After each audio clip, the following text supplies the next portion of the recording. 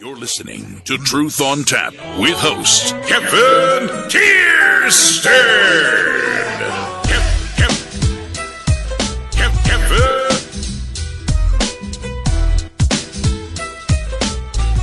I'm 6'5", 250, and trained, so bring that shit on, bitches. I was listening to Truth on Tap with Kevin A. Kierstead last night. I've never really called into Kevin's show or gotten into any banter to him because, to be honest with you, he's way too intellectual for me. I mean, I'm no dummy, but this guy, I don't think I can hang with him verbally and just, discussing the issues. He's a really smart guy. That's Wes Johnson. Find him at wesjohnson.com. The greatest on-air personality to ever bless the United States of America. He does a really good show. It's very professionally done. He's on iHeartRadio. I can sniff out bullies from a mile away, and I love to go after them. I am not alpha male until an alpha male shows up and tries to start bossing me around. That's when the alpha male comes out in me. I'm an alfalfa male. Once an alpha male gets in my face, I'm an alfalfa male. The cowlick pops up on the back of the head. Every once in a while, you have to go to war. The pants rise to become high waters.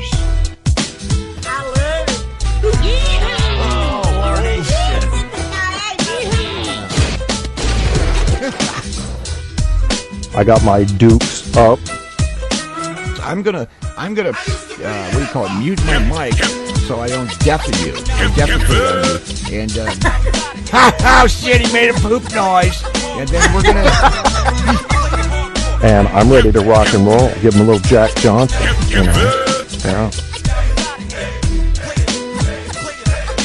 Truth on Tap is now flowing from iHeartRadio. Get your Kierstead fix by Googling Truth on Tap with Kevin A. Kierstead. All the truth you can handle running hot on iHeart, Facebook, Spreaker, and more. You want the truth? You can't handle the truth on Tap.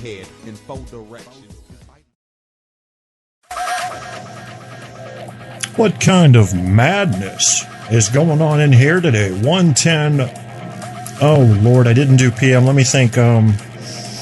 Pythagoras, megalomaniac. Not necessarily related, but I'm doing it for the PM. You know how I be doing, right? Yeah, of course you do. Of course you do. We're talking about liars today. I'm going after them. I got no patience for this shit anymore. You would think that maybe over time, with a decent education, you develop a certain amount of tolerance for lying, but I don't have it. No, I don't. I think I might have. I think it was developing at one time, almost as an academic exercise. You have to take in the lies because first of all, you have to determine if it's a lie. Someone could just be mistaken, and you don't know that. But here's the thing.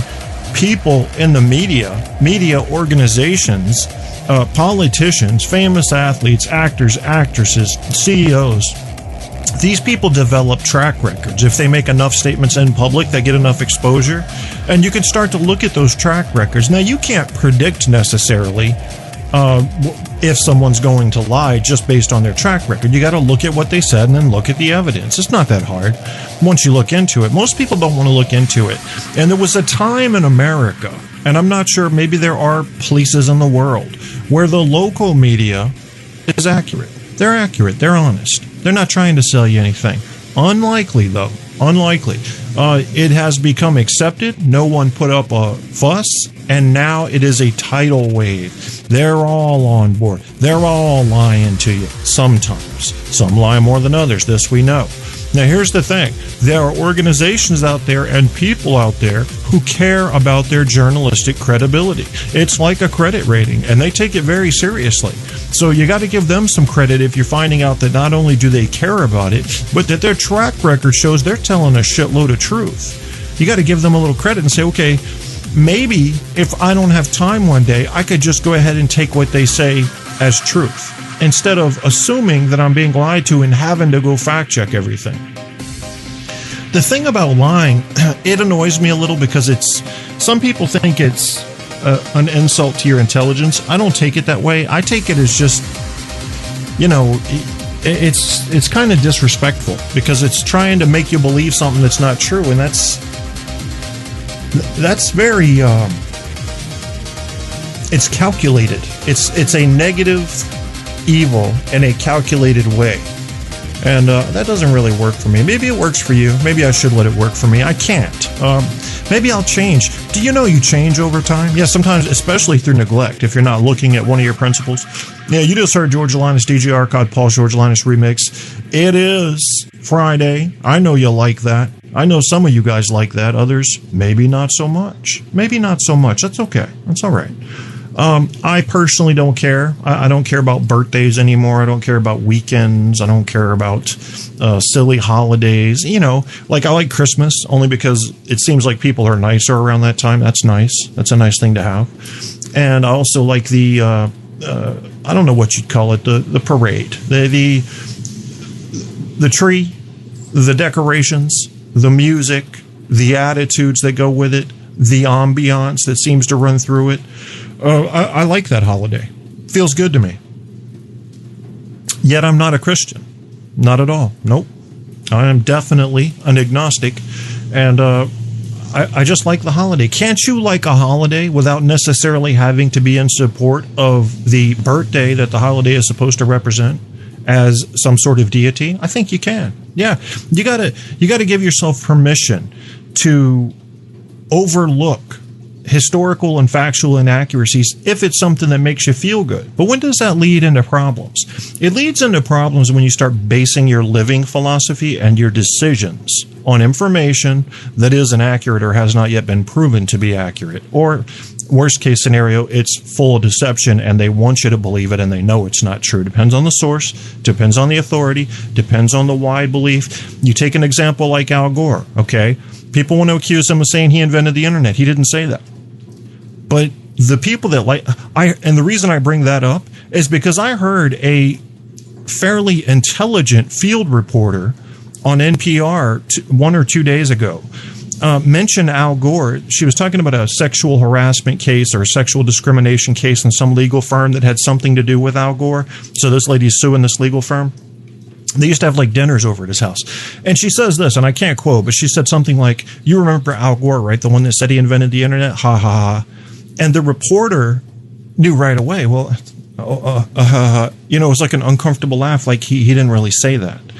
What he said was that he took the initiative in inventing the internet. And if you look at the whole paragraph there, he's talking about Congress people that were moving to get the internet, which was nothing but a wide area network in the Department of Defense, out to the public. He was the front runner. Nobody did more than him in getting the internet into schools and getting it out into the public so people could use it. So what a shame that is. That he said he took the initiative. Among whom? Among those people in Congress who were taking any action. He was the one that took the initiative, and that's true.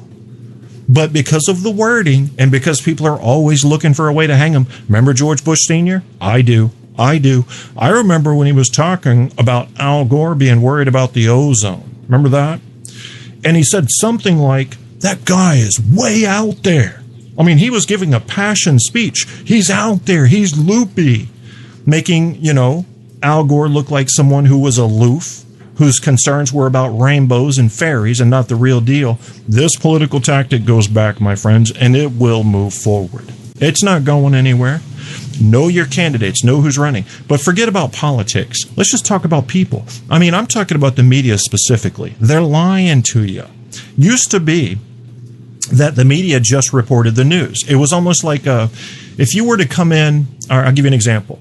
I had an ex-girlfriend who worked at William and Mary in the public relations department. Now, one of the first few things they would do in the morning when they got to the office was they would get in touch with campus security and get the ticker. I think they called it a ticker. I don't remember specifically, but it was about the legal issues that had happened in the past, 16 hours since they left the office. And, or if it was a weekend, obviously longer, but they were looking for crimes or reported crimes. That's what they were looking for because that had to go into the daily report. All right. Now, that's news. What happened?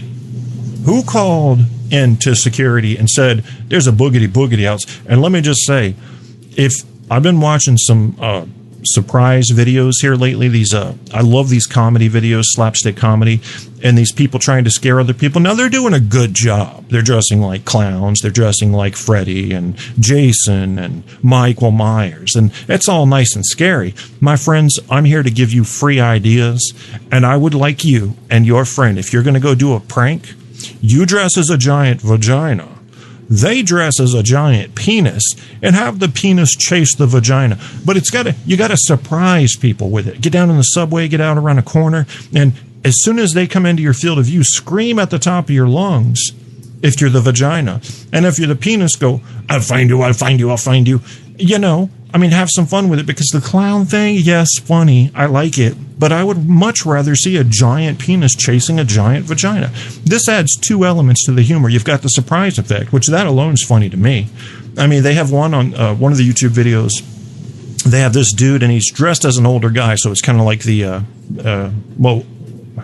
who is that? The guys that used to do the MTV show that do the, the movies, you know who I'm talking about. So, one of those guys dresses as an old grandpa. In fact, he even went on to do a movie. Johnny Knoxville, I think. Bad Grandpa. Yeah, so this guy was dressing up kind of like that, a little bit older. What he would do is just walk real slow with a cane, so he looks very unimposing, right? And, I just said right. God damn it. If I had a hatchet, I'd bury it in my fucking forehead for punishment. Don't ever do that to me. Right. No, not right. No, not right. Don't do that. I don't like it. It's a long story. When you get older, you don't like certain new things, and that's one of them. Including starting a sentence with so when you're not continuing an idea. Shut the fuck up. Don't do that. I swear to God, if you do that, I will send midgets after you, and they will find you. There's nobody that's going to stop them. These midgets are incredibly crafty. Don't do that. Why don't you shut your ass up? Yeah, do that.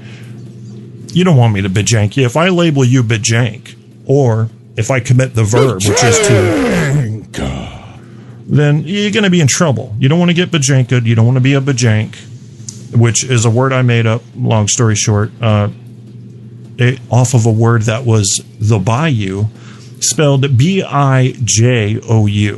And from that, I called it the bajow. And from that, I went to bajank to describe the sound or action of a hockey puck going into the net.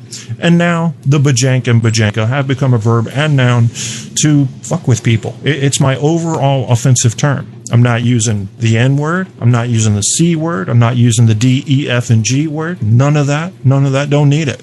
I got bajank. And you can take it how you want. What's weird is when you insult someone with a weird word, it usually finds its mark, doesn't it? Because they know what they're guilty of. There you go. It went. You just make up your own word. What is this Houthi shit? Honestly, Houthi and the blow-up fish? Is that where we're going with these Yemeni resistance fighters? Give me a fucking break. You can't be a Houthi. You can't be a Houthi without. You're going to make it on Jon Stewart's show. That's all I can tell you. Sorry, Houthis. I know Houthi probably is some admirable term over there in the Yemeni public, but you can't be a Houthi. No, not without Americans making fun of you. I can't help that. That's just the way it goes. And they're going to call you Houthi and the blow-up fish is what they're going to call it. I see it coming. I can smell it. But that's not a lie. That is humor, and that's different. Oh, you can lie when you're doing humor. And as long as people know you're doing humor, I think that's entirely fair. When you're doing news and you're lying, and you're reporting events with a heavy bias toward one belief or another, why don't you fuck off? Can I ask you to do that for me? Good. And the problem really, I just saw a Spreaker show, swear to God. I don't know this person, but he's like friends with like 12 other people that I'm friends with, so he's somehow in one of my ancillary circles. And he's already doing a show about how this pilot for Lufthansa Airlines was a Muslim. There is no evidence that he was a Muslim. First problem is this. I don't care if he was a Muslim. Don't care. If it was a result of a Muslim uprising in pilots, now we have an issue. But I don't care if he was Christian. I don't care if he was Buddhist. I don't care if he was from the Church of the Flying Ball Sack. What I care about is what's the risk to people worldwide? Is this going to turn